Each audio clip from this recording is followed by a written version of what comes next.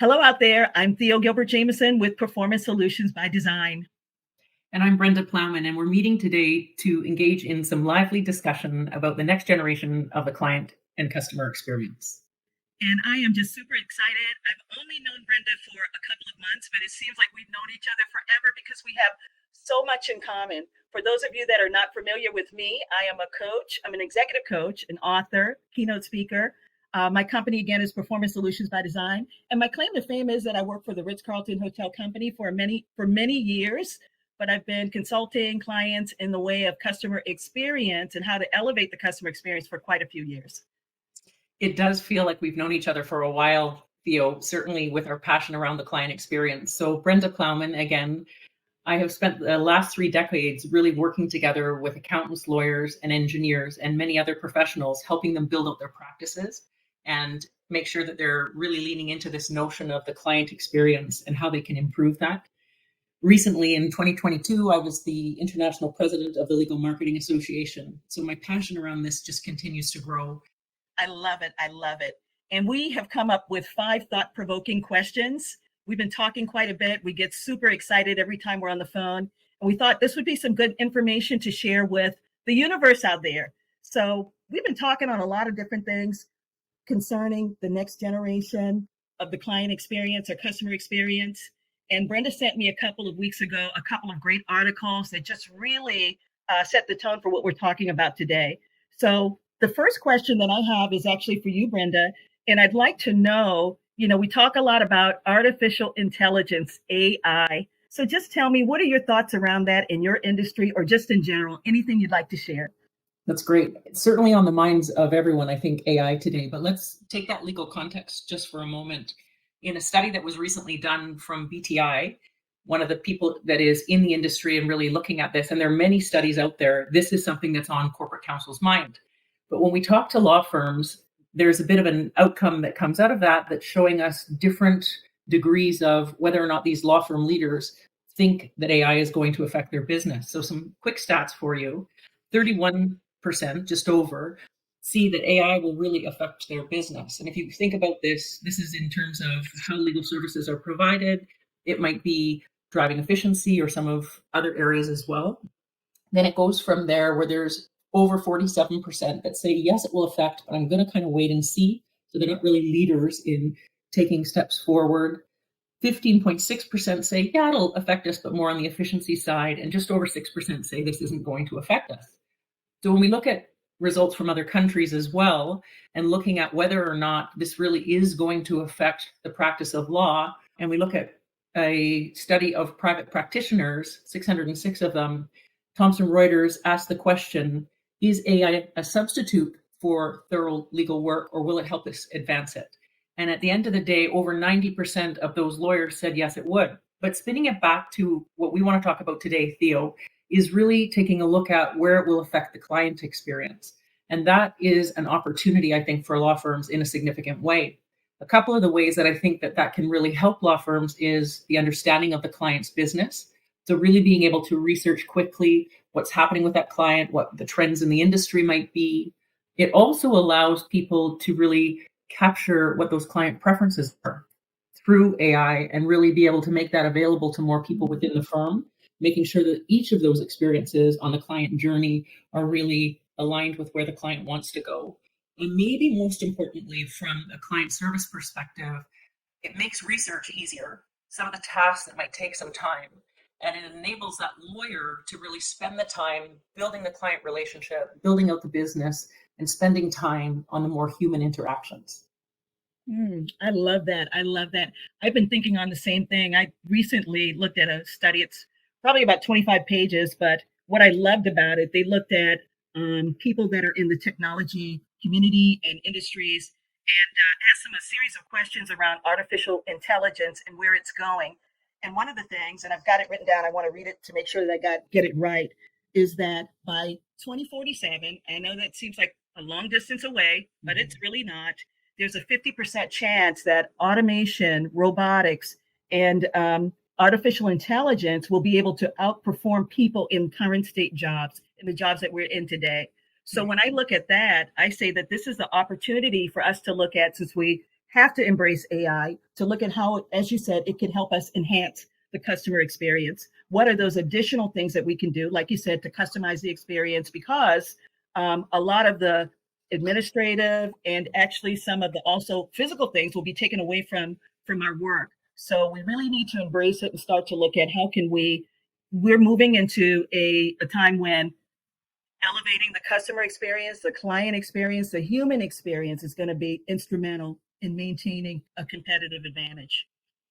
Absolutely. So let's jump into that a little bit more, because one of the things that I have been learning from you about is this notion of the client journey mapping, customer journey mapping. And I certainly see this as an opportunity to really build out what those client needs are. And so, Theo, can you tell us a little bit about that from your background? I'd love to. We started this actually in the hotel industry many years ago, so it's been around for a long time. And everything comes back around in cycles. When you think about mapping out the customer journey or the client journey, what you're doing is looking at every key touch point that they have in their interaction with our organization. It could be from the time that they first interact with your company on the website or on a telephone call, and looking at every interaction in person or not, to try to map out where the frustrations are, where the pain points are. And by being able to map out the client journey, what it does is helps you to optimize those areas, get rid of the frustrations, and also to look at where are areas that we can personalize the experience where we're not doing it now. A good example might be, I always use a simple example like a hotel. With a hotel, the first part of the journey is actually online, making your reservation. How does that feel? Is that flawless? Is it easy to do? Does the client get what they expect? The next part of the journey is actually the check-in process. In the hotel, we call it the arrival process. You come in, you check in. Now check-in can be by your phone or it can be at the front desk agent. So what does that feel like? The next part of the client journey is the actual hotel stay. During the time that you're there, are we meeting your expectations? Are we meeting your needs? Or are we exceeding them? And then we think that the last part of the journey is the checkout or the departure portion. And we need to make sure that everything is flawless at that point. But really, the last point is after they leave in the post evaluation. What do we do after they leave to make sure that they've had a flawless stay? So I've done this looking at law firms also. I've done it looking, right now I'm working with the senior living community, and we're looking at mapping out the resident and family experience. So it's very helpful across all industries. But I just love that it gives that visualization of, here is what a customer experience is when they're interacting with your company, and then trying to pinpoint where are we delighting the customer and where are we frustrating the customer. So, I find it just incredibly fascinating, this client journey mapping or customer journey mapping. I use both of those words because of my background. Mm-hmm. But really, that experience is no different in a law firm or a professional services firm. Mm-hmm. And so we just compare that to the experience of a client in a law firm. What it says in what you've just outlined is the importance of all of the members of the firm in those touch points. And I want to do a simple example back for you because I think it's really relevant. In having established programs like this for professional services firms, one of the first things that I did was take a look at what are those client touch points. Once we know what those are, they begin with, sort of the engagement with the attorney. Certainly people think about that as the client experience, but there's so many other components around that, right? From coming into reception to the way they receive their bill, the other lawyers, attorneys that they interact with, the experience that they have on any of the research that we provide. All of those places in such a high touch business are opportunities to the experience. Mm-hmm. And so working with firms to understand what's their culture, what's the expectation, and then training and teaching the members of the firm to make sure that they're comfortable with their role in that client journey mapping is so critical.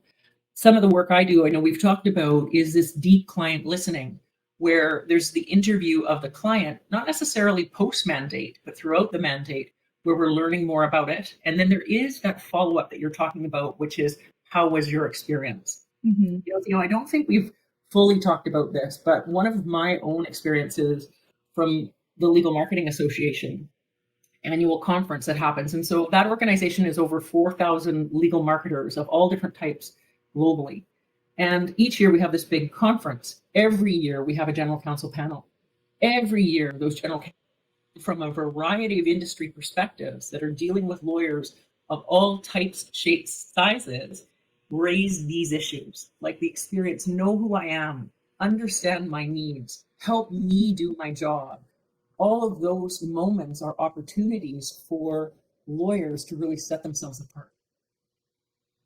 You know what I love about this, Brenda, is that so often my primary background is the hotel industry, yours is legal, but so often when I'm out and about, people think that it's silos, Yeah. but we all have a lot of the same issues. We're all looking at how to resolve the same issues around the customer experience or the client experience. So it's just rich to have a conversation and be able to say that I don't work in the legal firm, but I can connect with everything that you're saying because it's the same thing that goes on in my industry. So I just love that we're having a rich conversation where two totally hotels and the legal industry and how similar we are in trying to, just create those memorable experiences for our clients and customers.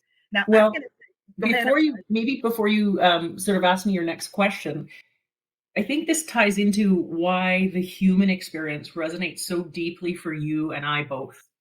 So this isn't about a customer or a client, it's about human beings. At the end of the day, that is what we're talking about. And we've talked about AI, we've talked about technology, but at the end of the day, we still yearn for human contact. And that's not going to go away. I mean, that's the good news about everything that we're talking about with AI and how it can help us and some of the things where it scares us. At the end of the day, there is no substitution for connection. And the more high value purchase you're making, you actually want that human connection to be significant. And so I think that's why it's not different and why you and I are both so excited about really this next generation being about the human experience. Sorry to cut you off. No, I love it. I love it. I always enjoy talking to you. So this is just great. Now, here's another thing that we connect at. Often when we're talking, Brenda, you elaborate so clearly that customer loyalty is not enough. And I used to hear that a lot when I worked in Ritz-Carlton that, even they say satisfaction is not enough. You've got to go after super loyalty. And now you're saying that customer loyalty, and I love it, that customer loyalty is not enough. It sounds like something that often we take for granted. So I just want to hear your spin and more that you have to say about that. That's great. Well, I am passionate about this. So I'm connected to it because it really matters to me. And it really matters that we shouldn't assume that loyalty will be there. So I want to start again with a bit of a statistic because I think it's a powerful one. And when I saw this, I was excited by it. So DCMI Insights, they're really bringing a program called Activator. I've been working with them. They have done some research of 100 purchasers of professional services. So accountants, lawyers, engineers, search firms, etc. And the question they posed to them was, would you go with the same professional services partner as you used the last time if you had a matter come up? So the stats that are coming out of this are the most compelling stats that I have heard in my history working with professional services firms. So 5 years ago, 76% of the people asked said yes, they would go with the last person that they used. Today, that stat is at 53%. And the expectation 5 years from now is at 37%. Wow. Now, people can argue that. They can say, look, this doesn't make sense. Maybe the control variables aren't that good. How can anyone know what they want to do in the future? But I think it's powerful and I think it's worth listening to. The expectation from our clients continues to grow. So when I combine that with what I've heard year over year on these panels from general counsel saying we expect more from our law firms, we want to do more, we want to be understood greater, all of those aspects, to me, loyalty is no longer enough. We need to make sure that we, as professionals, are going that extra mile and strengthening that connection. It reminds me of something that Horst Schulze, former CEO of Ritz-Carlton, a couple of things he would say that really is around the fact that loyalty is enough. He always felt that he would often tell us on a scale of 1 to 5 with 5 high that we were probably about a 3. He said, but thank God the competition is a 1 or 2. And that was after we win all of these phenomenal awards in our industry and outside of our industry. But it kept us humble and it helped us to realize that creating a culture of excellence exceeding customer expectations and all these great things that we want to do. It's a journey. It's not a destination. And then as soon as you think you've got there, like as soon as you think you've got there with loyalty, if you rest on your laurels, what will happen is that the competition will catch up. And what you consider to be something exceptional will become commonplace. So when you're looking at loyalty, we've always got to be looking at how we raise the bar, how we continue to raise the bar to keep those clients, and realizing that a loyal customer today, we've got to continue raising the bar on how we can continue to make them, keep them loyal. So I love that. Well, the competition is deep, right? And there is no industry, I don't think, that is as competitive as law. And so really looking at that, I saw someone this week that had a client service excellence month from a law firm, and some of the initiatives that they were undertaking. I was blown away and so impressed by really thinking that through. But I'm sure that they're going to be thinking, what's our game? What's our next step? Where are we going from here? Because as humans, we're evolving and we keep, finding new ways to have greater expectations and all the rest of it that comes along with it. So Theo, you know that I'm an entrepreneur and I have a little business aside from what I'm doing around advisory work. And I think about this question I'm going to ask you all the time. So I wanted to ask you, just given your experience and your experience with Ritz-Carlton and other industries, can you talk to us a little bit about the lifetime value of a customer? I love it. So much of this is stuff that I learned early in my career that's still so relevant today. But I love talking about the lifetime value of a loyal customer, or any customer basically, because so often customers are taken for granted. Sometimes loyal customers are taken for granted, but it was just another way to quantify so that people would keep in their mind that every time you see a customer, there's a potential dollar amount to that human being. Doesn't mean you want to make it a transaction, but you want to personalize that experience because the value of that person could be exponential. So when you look at the lifetime value of a customer, again, I'm going to use a hotel experience, but it could be used in many industries. Let's say that you've got a guest, and let's say that for the guest, they're staying at the Ritz-Carlton. It's $700 a night. They stay at Ritz-Carlton's for business on average, maybe about 30 days a year. You could multiply that, come up with your number. And then typically we're going to have a loyal customer over a span of maybe about 10 years or so. And so, it's just something that can be multiplied out. And at the Ritz-Carlton many years ago, and this was before we were at $700 a night, but we quantified it to be like $1.2 million is the lifetime value of a customer. Now, when employees heard that, then they realized that, wow, every single person that walks by needs to get a stellar personalized experience because there is a dollar amount attached to them. And when our customers are loyal and they stay forever, at least 10 years or more, what does that mean to the employee? What's in it for them? It means better benefits. It means maybe you get a raise this year. It means that the company can do more for its employees, more for the clients, because we increase sales and we increase just the loyalty of that customer. So that's kind of how I looked at it. And in any industry, you can quantify that. For instance, recently, and I've got a talk coming up with a senior living community management company. We're looking at the lifetime value of a resident in senior living. So let's say it's someone that needs, memory care, dementia. They have dementia. They need additional, care. That's about $5,000 a month.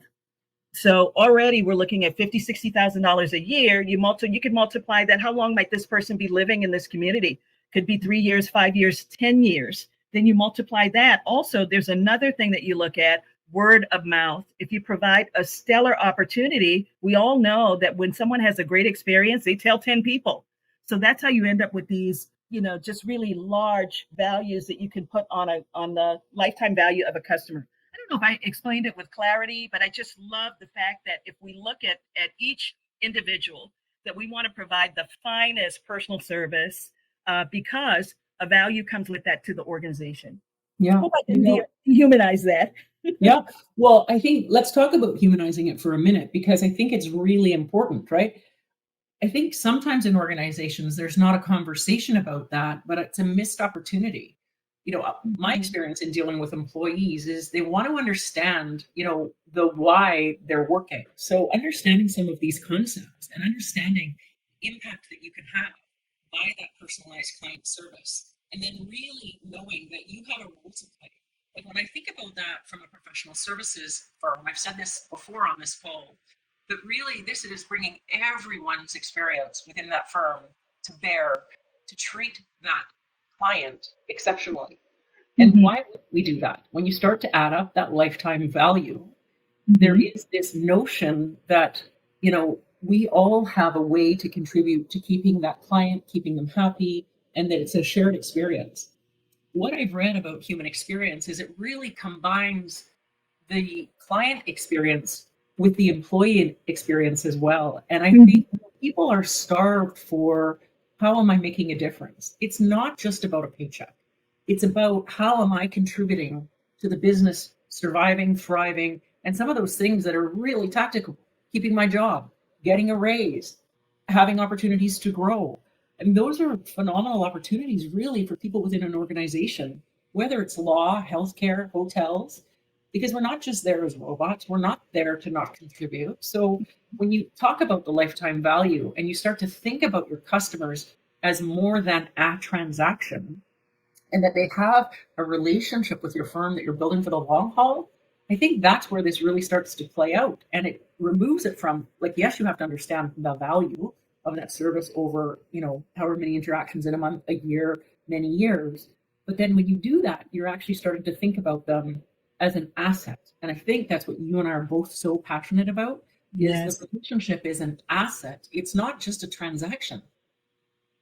Love it. Love it. This whole concept around next generation customer experience is just that. It's an experience. It's more than just that transaction that you have with your customer. And it makes me think too about, when I think about the human experience with employees, are we in a time, we're in a time when people don't find value and purpose in their work. But I would hope that, because artificial intelligence will take away a lot of the frustrations that are in our work, we'll be able to get back to basics, to give people meaningful work environments where they can really provide value and be a valuable contributor to the success of the organization, where the organization helps them to understand their purpose. Their purpose is to make sure that every single client, every customer has an exceptional experience, regardless of whatever service we're providing for them. So I love the human experience. I love the employee experience. A lot of people like to talk about AI. We have also, but I also sometimes want us to think about HI, human intelligence, and how the next generation of customer experience means that, because so many things will be taken away that we do now, we should not long for those. We should be happy, but that it will allow us to use our human intelligence to elevate the human experience. So, absolutely. I think we're coming to, unless you have anything else, I love just your insight on everything, Brenda. It's just a delight. I am certainly hoping that we have many more conversations, because we have so much in common. As we begin to close out this session, I'd like for you, if you don't mind, to share what are some of the interesting things that you're doing? What's next for you? What are you working on?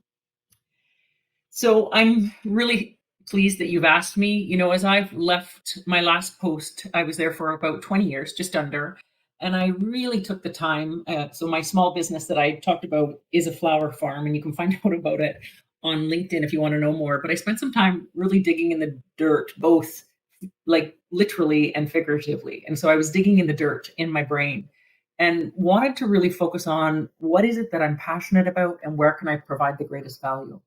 So I've started to build out some programs and started to work with firms on how they build this client experience initiative within their own organizations. So what does that look like from a deep client listening? So really spending time doing those client interviews, bringing that information back, helping those organizations to build the client teams that will service those clients. So really what we just talked about, and how many more people can assist. And then really working with teams. So I had the most phenomenal team in my last role, and I was so passionate about them. So really working with those teams to help them be successful within these organizations. I'm fortunate in that I have formed some great partnerships. I've referenced some of those people on this call already, and I'm delivering some content that is exceptional. And of course, Theo, I see you as one of those people. We've been having so much fun around the client experience, but what we really want to focus on, which is the human experience. So maybe back over to you, and you can share some of what you're working on now. Yes. We talk about next generation customer experience, And what I'm focused on in 2025 as we close out this year is Gen Z. Next year, what we're planning is a Gen Z leadership summit. And we know that with Gen Z, they will soon replace, definitely replace boomers in the workplace, with probably being probably the highest demographic in the workplace. So what I want to do is where are the gaps in what they need to be able to provide a more premium client experience or customer experience? Where are the gaps that they have in leadership? Where are those gaps where they have not had exposure to premium leadership, exposure to great successful companies that can help them catapult, and really putting together a program that will help them be more successful. So I'm just so excited about the future. I'm excited about the next generation of customer experience. And I'm just looking forward to us having more conversations like this. So thank you so much for your time, Brenda. Anything you want to close us out with, a quote or anything of meaning? Well, I just actually want to say one thing, pick up what you just mentioned, right? Gen Z. And I think that's really just tying that back together with what we talked about around the human experience and their expectations in the workplace. Mm-hmm. There is an opportunity there to really make work meaningful and make being a part of an organization that is centered on values, that its leadership is focused on this. And you and I've talked about the need for this to be a journey, to have the buy-in at the highest levels. But that's where I think the value for the individuals in that cohort start to play out, is this notion where their experience and their ability to help clients or help with the mission of the vision, that what we're trying to accomplish, and that client experience, what an opportunity. So I too am very excited about it, and I know we're going to have a lot more to talk about. Yes, yes. So we want to leave people with this thought from both of us. The journey of 1,000 miles starts with one step. We talked about a lot of things. Some of them may be easy to implement. Some you're going to need a little more research, but that's why we're here. So thank you so much for your time. For those of you that are out viewing these podcasts, we've got many more coming.